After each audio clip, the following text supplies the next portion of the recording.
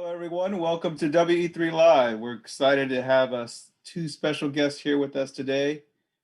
Darren Brady, Chief Customer Officer of Smart Energy Water, and Nancy Bowie Thompson, the Board President for the Sacramento Municipal Utility District.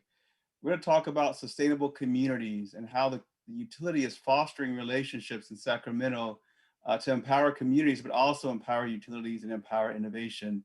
We welcome all of you joining us again. If you've been here before, please be sure to use the chat to chime in and ask questions with our guests. As always, the full sessions are posted within an hour, usually after the session. So if you miss something, or if you know someone who couldn't make it, be sure to visit us back here in about an hour after the session, and we'll have all that for them. So with that, I will hand it over to Darren and Nancy. Thank you. Thanks, Jason. And Nancy, we're so excited to have you here today and to be a part of our We3 live series. So thank you so much.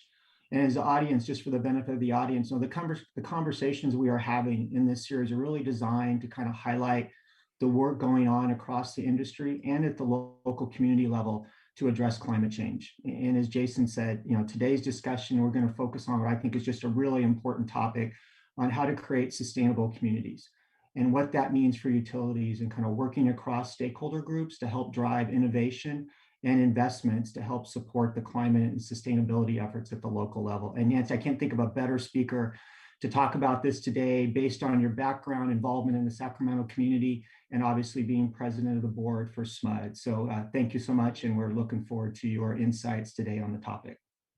Thank you for having me. You bet. Hey, well, maybe before we start, you can just maybe share a little bit for the audience, your background. That would be great. Oh, great. Again, thank you so much for having me here today. It's a pleasure to have another great event with Z Prime and WE3. I'm Nancy Bowie Thompson. I am elected to this SMUD board, the Sacramento Municipal Utility District. This is actually my 13th year on the board. When I was elected, I was the youngest ever on the board, the first Vietnamese American in Sacramento County to be elected. So it's been quite a journey the last 13 years on the board. I've seen it grow. It's been a great honor. SMUD is one of the best utilities in the country and the world, and to be able to lead policy has been great. SMUD is my night job. I call it, I moonlight as an elected official on nights and weekends. My day job has largely been in technology and in consulting and in healthcare and energy. So I started on the path at SMUD 13 years ago because I had worked for Deloitte and had several large energy projects and companies under my belt. I had consulted for the California ISO and Chevron Energy. And when this position came open, I thought it would be an opportunity to have someone that actually came from technology and the energy field. And so flash forward now, I'm still in technology. I'm currently taking a hiatus from work, which has been quite nice. And I'm excited to be here to talk about SMUD and what's going on in our community. Well, that's great. And it's quite the background. And I know here at SCW and at Z Prime as well, you have a lot of fans. So it's been great to see all the work you've done at SMUD. And as you suggested, SMUD's got quite a reputation in the industry. And I know you've played a role in helping get them to that point going forward. So that's great. Well, one of the things we try to do before we kind of kick into the session is give the audience a chance to kind of get to know the speaker a little better, maybe. So if you don't mind, maybe a couple quick questions for to kind of kick things off. Sure. Great. Perfect. Hey, so first one's around energy. So how did you get interested in energy? How did you come across it? Sure. So when I was at Deloitte, I was in the public sector space, and one of the projects I had was working for Chevron. And at the time, they were doing a worldwide technology change. And I think a lot of people look at Chevron as just a petrol company, but it's much more than that. So I really got to know about Chevron and their renewable energy focus and the next wave of the future. And so that was my first glimpse. After that, I was a consultant. Actually, before that, I was a consultant for the California ISO. So one of my first jobs after leaving Accenture was to be a consultant working on, at the time, called MDO2. And I think I learned that you should never name a system based on the year that it was supposed to release. And so that was, the ISO's big market redesign, right? And so I got to know very closely about tariffs and Enron and regulation or deregulation, and so dove straight in. And so when this position came up, the elected official who was in it decided at the last minute not to run. And so I was approached by people in politics. I had always volunteered in politics. I had worked on the John Kerry campaign. I'd worked on, local campaigns as a volunteer. And when they approached me, I never really thought that I would have, a career in energy per se, outside of just consulting and projects. And when this came along, I saw maybe I can make a difference, right? More than just working on a technology project at a company or an entity, maybe I can actually influence change and policy. And so, at the ripe age of 28, I started my adventure and was elected not long after that to the board. And I thought I knew about energy before I joined the board, but I only knew that much in the world of energy and utilities. So it's been a long journey, and I continue to learn, and I love it. It's exciting. And it changes every day. Oh, I couldn't agree more. That's a great story. I've spent a good chunk of my career as well in the space. And I think, there's so many changes that have occurred over the course of that span. And also just kind of looking at the opportunities in front of us. Obviously, what we're going to talk about today is such an important component. And I think it's what makes it exciting to spend time in the space. There's just a lot of really passionate folks that are part of it. And I think that makes a big difference. Last quick question. So, as it relates to, maybe we'll just focus on the energy piece as you kind of learned your way through it and kind of had a chance to participate in different ways. What's been some of the best advice you've gotten as you've been through it in the space? I would say the best piece of advice is to ask for it. I think we are afraid of the answers at times, right? And we're afraid to ask those tough questions. And especially someone that, hasn't spent their whole career in energy and utilities, I think asking the right questions and asking people to make that stretch or go that extra leap, just like our zero carbon plan, has been what has pushed me and which pushed SMUD to the forefront. Because if you don't ask for it, you're not going to get there. That is great advice. I couldn't agree more. Well, I know the community is really important to you. I know it's based on your just description of what you've been involved with over your career. Obviously, being a part of the Sacramento community has been a key piece as well.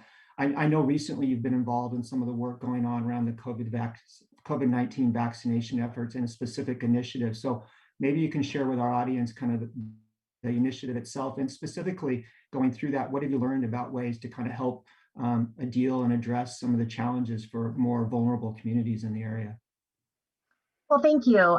So for the last about, 6, 7 weeks, I've been, a volunteer for the Del Paso Heights COVID vaccination clinic, which started on February 6th.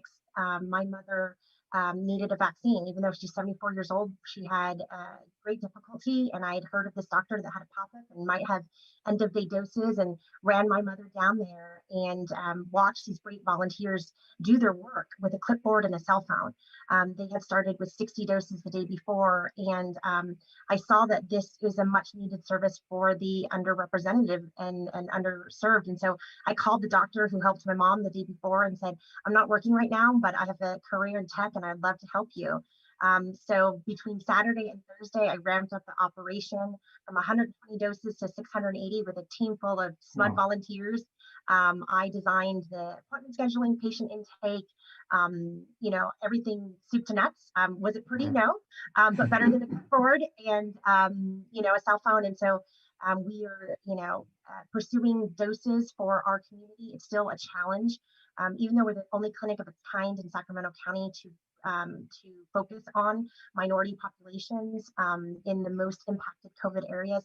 You would think it would be easier to get vaccines, but it's been quite difficult. And so we fight every day to make sure that we get those vaccines for our community. And I've learned a lot. I've learned a lot about people and that they just need someone to talk to. So I book every appointment myself.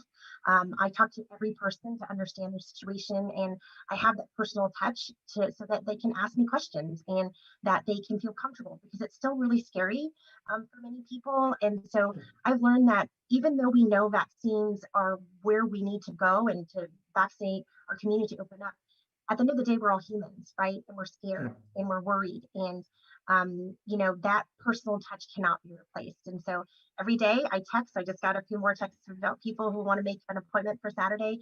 And I spend the time with them to talk about, the process and the side effects that they might have. And I realize that, we need to continue to reach out and to educate.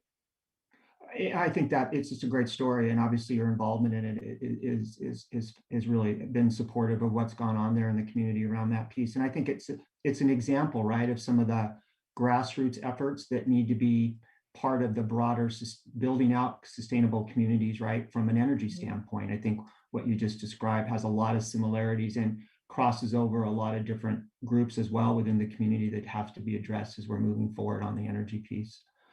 So I've been around, having been in the space, and obviously so familiar with SMUD. They are just viewed as a leader, as you suggested in your opening remarks, around customer satisfaction, customer experience, as well as viewed as a top place to work in the Sacramento area.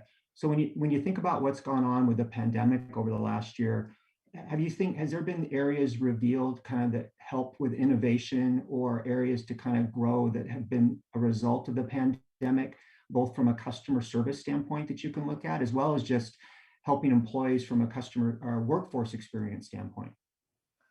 Yes, definitely on all ends. I mean, as you know, and the people watching at home, utilities are not the quickest moving entities, right?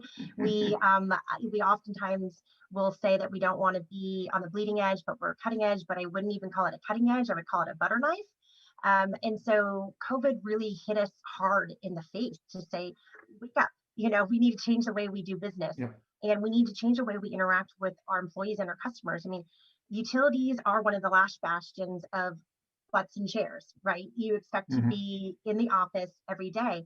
And literally overnight on March 17th, we brought home 1,400 of our employees out of, the roughly 2,000 that, traditionally had desktops, that had, interaction day to day. We have this brand new headquarters building, and we built large open, open area cubes that didn't have walls, right? And Right. so many big conference rooms so we could have the interaction. And so, bringing everybody home was a huge feat. From technology to ergonomics, we created a drive-through for our employees where they didn't even have to touch anybody to get their Sure. monitors or laptops, and you just drove through a warehouse, you saw your name, you plucked off your monitor from the table when you went on your merry way. So things like that, touchless interactions with IT. Luckily, we had moved to Office 365, would help. That came with Teams. We hadn't really used Zoom or Skype that much. So again, overnight, utilizing Zoom and Skype and Teams to interact, we realized that we can't just have all our meetings 24/7 on Zoom just about business. So really working in fun events that, as fun as they can be, I guess, online, Sure. town halls and meet and greets and one-on-ones and director level meetings, and, do fun trainings online, wear a Hawaiian shirt to your training day. We really try to make it as fun as possible, but we also realize that, our employees crave seeing each other. As much as this is become normal, it's still not normal, right? Right. And so, for example, last year when our great long time employee Arlen Orchard, our CEO, retired, we did a drive-through goodbye, but also benefited Salvation Army. And so we had everybody drop off, clothes for Salvation Army, take socially distant photos, and to say goodbye. And so we've had more events like this where we can still responsibly socially distance and see each other. And in terms of our customers, I mean, as with many utilities, and we had a moratorium on shutoffs, right? But that's Right. just one part, saying you don't have to pay. Well, the bill is going to come due someday, right? And so, we've actively reached out to both our residential and commercial customers to say, what can we do to help? Can we help with an energy efficient audit? Can we help with, what we call a DoorDash, where we actually drop off energy efficient equipment to people's homes, right? Because we can't Perfect. see Yeah. them and can't go in their Yep. house. But we can look at their loads and drop off, power strips and light bulbs, and set up a virtual energy audit.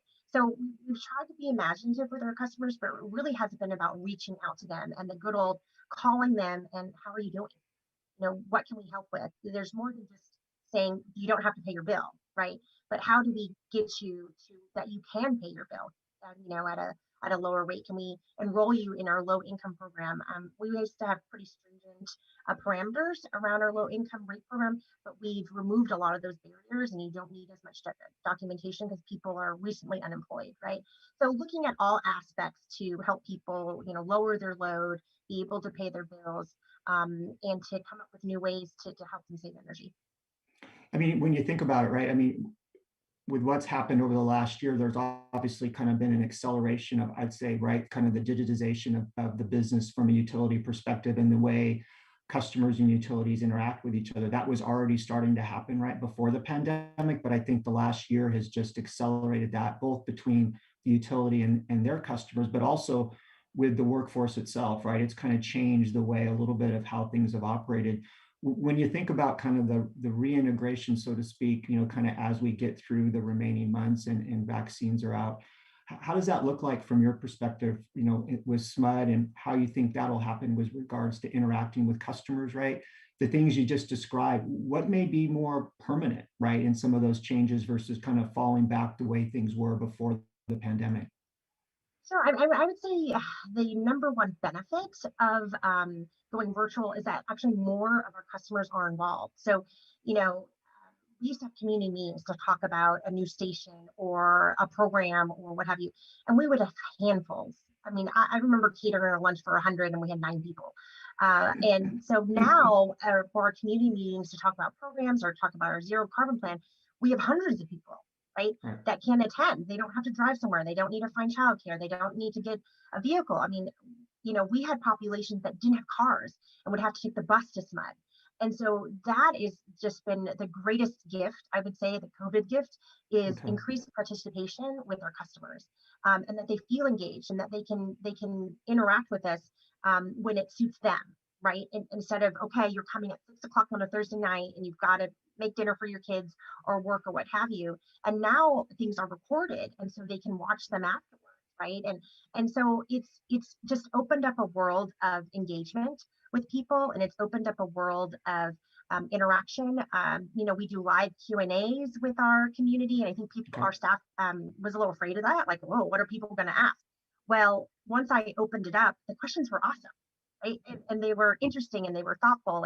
But staff was always nervous, like, what if we get these, Zoom bombers? Well, you can cut them off, which is also nice.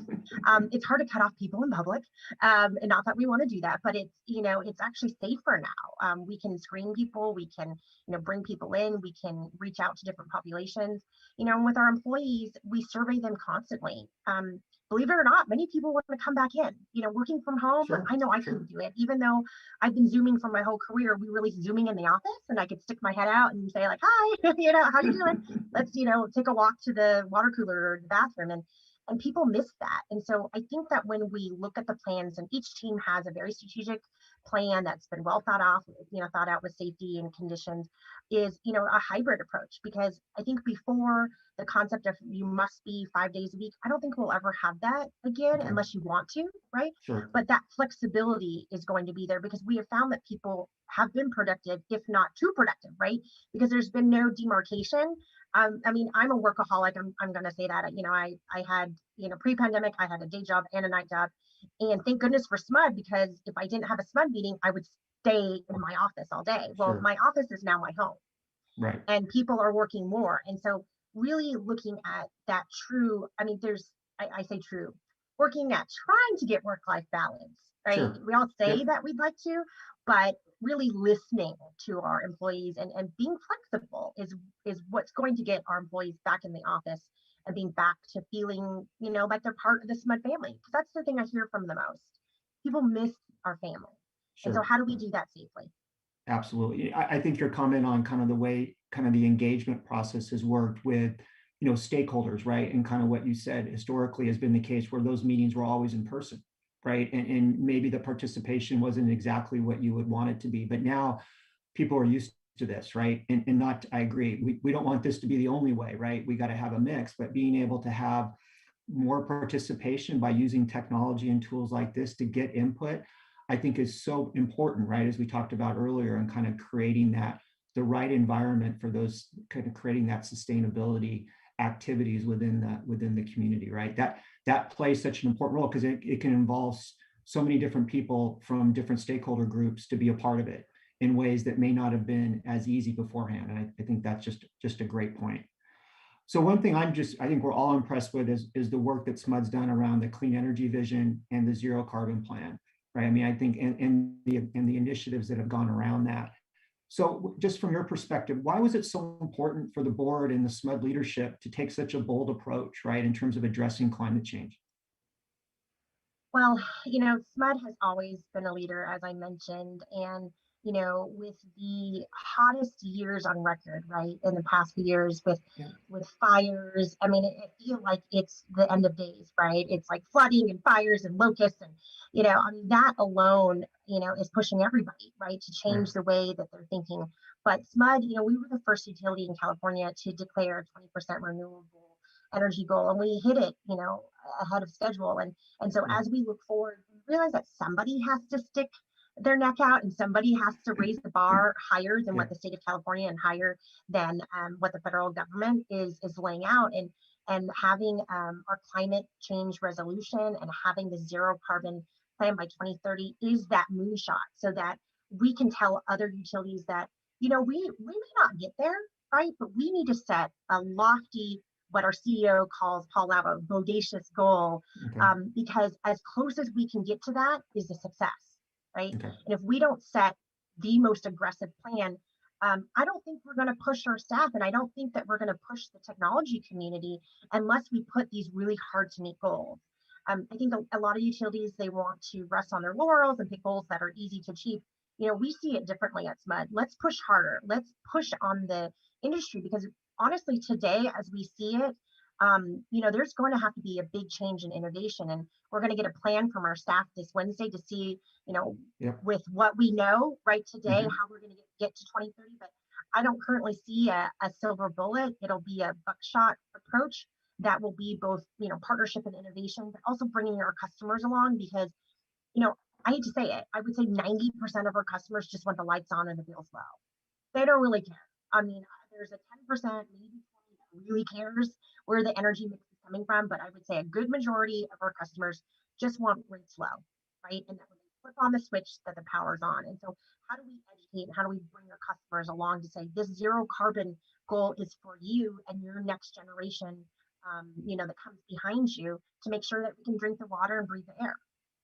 Well, and how that just ties into kind of a follow on from my perspective is how do you create the part, right? I mean, I think when you think about the community level involvement in some of these broader goals, right, and the partnerships that need to get created, right, in terms of working with different stakeholders at that local level, how do you think about that, right, from your perspective on the board, as well as just from the SMUD leadership, to kind of develop those as a result of kind of how to help achieve those goals by 2030?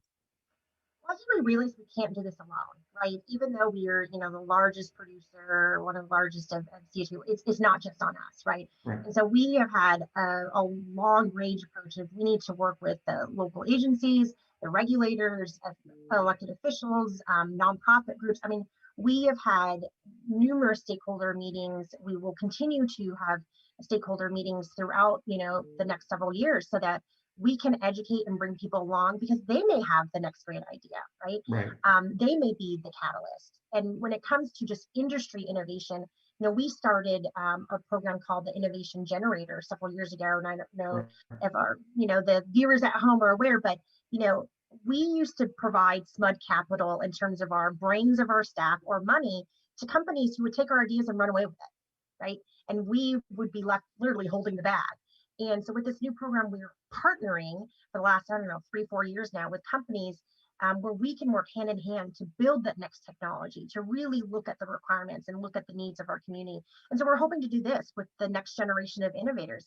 I truly think that the solution is not there yet.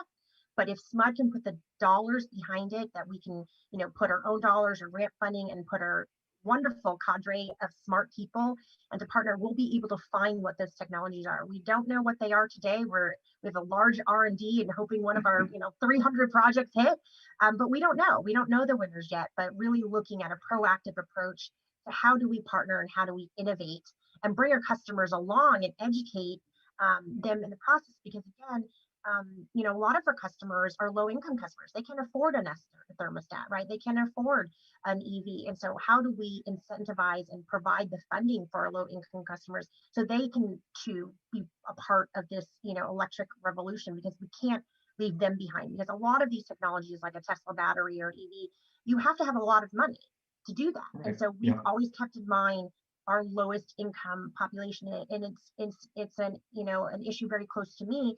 A lot of people don't realize that I grew up incredibly poor on county resources, and didn't know where I would sleep at night, or what food I'd be able to eat that day. And so that food consciousness and the fear of being homeless has driven me today. And so we want to make sure that we protect and help all customers in our service territory, not the ones that can afford the technology. Well, and I think that's an important point. I mean, I think that the notion and kind of the discussion that I'm seeing more and more in the space is around kind of equity as we move forward in kind of this clean energy conversation, especially with some of the upcoming activities that could be coming at the national level. Obviously, there's been a lot of initiatives already at the state and local level, and being able to make sure that the industry as a whole is bringing all parties to be a part of it, right?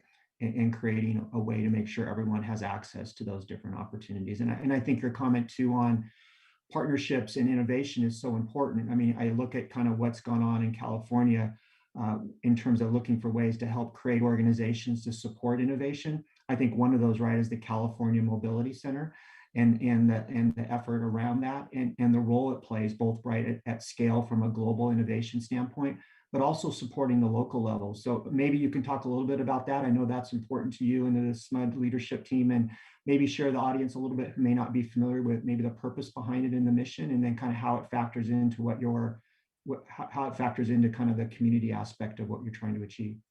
Great. Yes, so the California Mobility Center was established by SMUD, and it's both a public and private partnership with a board of directors that we are continually announcing some great new board of directors from the automobile industry and those related. And essentially, it's a hub to help spur electric mobility innovation solutions. So that's just not EVs, right? When people think of electric mobility, they're just thinking of electric vehicles. It's battery storage, it's shared mobility, it's autonomous transportation. It's the whole infrastructure around what does it mean to have electric mobility in our communities. And we realized that there really wasn't a hub where you could bring together both public and private organizations to share ideas, to help commercialize technologies. I mean, you can Google EV technology or battery storage, and there's a million different offerings, right? So, who's out there to vet those offerings? Who's out there willing to put the money behind the piloting? Who's out there to be able to advise, right? So we have a great board of directors that we can offer their support and their expertise. But how do we grow these, small little startups into the next Tesla, right? And so we looked at, what was out there, and we said, there's nothing out there. Let's do it ourselves. And so we started the CMC a few years ago. Our retired CEO is assisting. Our current CEO is on the board. And we're driving that innovation, and we're hoping to attract more and more companies from around the world to come to Sacramento. We've had some great successes. We hope to have more. A big component that we're really proud of is that we are not only looking at the innovation side, we're looking at workforce development and economic development in Sacramento. And so we want to give money back into the community, right? And so we were able to get a little bit of CARES funding. And with that funding, we were able to retrain previously unemployed members of our community to get them into a workforce of electric mobility that wouldn't have been able to be done, right? So a lot of people were affected by COVID. I personally was part of a COVID restructure, and so we realized the importance of providing that education and providing a robust training system so we can get those people into the right fields of manufacturing and in mobility, and something that they never maybe would have thought of. And so we've had over 300 participants in the last year getting retrained. Yeah, just in a year. And we've been focusing on minority populations through groups such as La Familia and the Urban League and the Asian Resources Incorporation, because we realized that these are the populations that have been most greatly affected by COVID. So we see it as a 360 approach. It's not only about changing the way we think of mobility, but also changing the way that our workforce is built and grown. Great. Maybe we've got time maybe for one more question here. So maybe just given your background on the technology side, right? When you look at some of the initiatives that are needing to be in place to kind of achieve, the 2030 plan, but also just think about it from a sustainable community standpoint, right? To kind of continue to build momentum around those areas. What do you see kind of either from a resource perspective, or maybe kind of on the demand side for customers as consumers or commercial, that helps kind of drive the ability to kind of meet some of those broader goals, right? You talked a little bit about the need for, there's not one single, technology there today that's going to help get us to the 2030 mark. It's going to be a kind of a hybrid or a collection of approach. What do you see out there as next that needs to be looked at to help get that to the next level? Well, there are a few things. First, electrification of everything, right? I think we need to walk away from our gas stoves, right? Walk away from carbon emitting resources, at home and at work. And so pushing policies to electrify buildings and vehicles. So SMUD has been on the forefront of this, working with, commercial customers, working with local jurisdictions to say, anything newly built, let's make sure it's all electric, and then let's put some funding and technology behind retrofitting, businesses and homes, because people, are just trying to pay the bills right now, and they're not thinking about getting rid of their gas. And so it's one thing to say you should electrify, right? It's another thing to actually put programs and funding behind it. So we see that's going to be a big driver. Another just really simple thing. I mean, people always think it should be technology based, right? Like how we're going to get to our goals. It really is, one of the biggest is just energy education, right? Talking to kids, continuing to fund STEM programs. SMUD has a youth energy summit that we usually have on campus. This year it was all virtual. I was happy to meet all the high schoolers. So making sure that we continue to educate our next generation of leaders, right, to understand how to save energy, how to be part of it, how they can teach their parents, right, about how to be energy efficient and shifting your load. So having more and more programs about educating and keeping those programs up will be key. We've also looked, and we'll have some pilots rolling out for virtual power plants, right? So at home vehicle to grid. So we're really excited about that. They're starting this year for the next several years. So we're going to monitor and see, if they're reliable, what the cost is compared to other similar technologies, and see how that goes. And then lastly, we have those, gas power plants, right? They're our most efficient right now way of producing energy, but they're the most carbon emitting, right? So looking at, either carbon sequestration or looking at biofuels, they're all expensive, right? They're all super expensive now. So really looking at innovation and partnerships to see if we can drive that cost down, because 10 years is going to be here before we know it. And we have, assets that are very valuable. And during the energy crisis, that we had last year and many years before, it was our natural gas power plant that saved our bacon, right? So we want to make sure that we can, look at alternatives that will make sure that, when I put that switch on, the light's on. So it'll be a variety of things. But at the end of the day, it's going to be our customers. It's going to be our partners. It's going to be our municipalities that are around us that need to work together and change the way that they use energy and change the way that they view their energy usage and how it relates to the environment. I think it's been very detached. And so we need to bring that a little closer. I think, last year, the year before, ETS theme was love your energy. And I love that theme because that's really what we need to do to change the perspective of our customers, because they are the ones that are going to help us get to our goals.